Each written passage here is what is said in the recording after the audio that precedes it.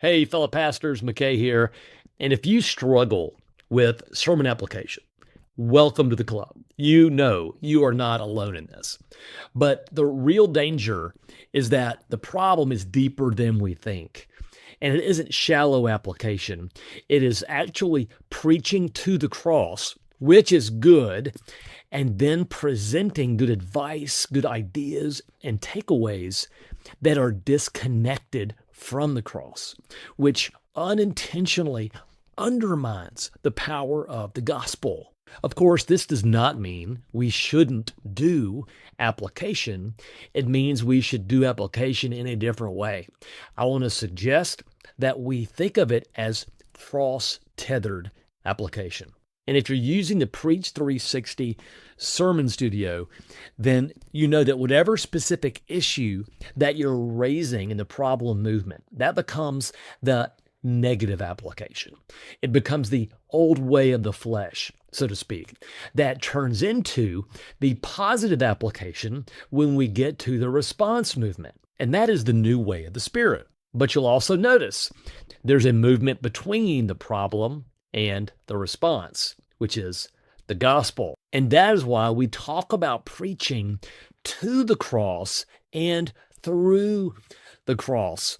And it's why we do our positive application after we've been through the cross, so that we are securely tethered to Jesus as our justifier, living fully conscious of our union with Christ. Here's what this means, that when we pass through the cross, having addressed issues in the problem, we don't have to reinvent application. We essentially just copy, paste, and reframe the negative application in the problem into the positive application in the response, which now has an entirely new motivation as well as a totally new power source. Same issues, same struggle, but new way to address them. No longer motivated by guilt and fear, no longer empowered by self-effort, but now motivated by the grace of God, the love of God, and empowered by the Spirit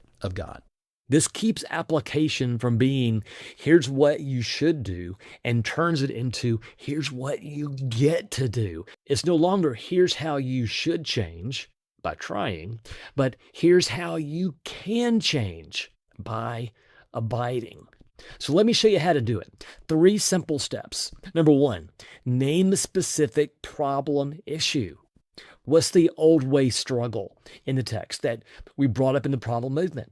Next, nail it to the cross.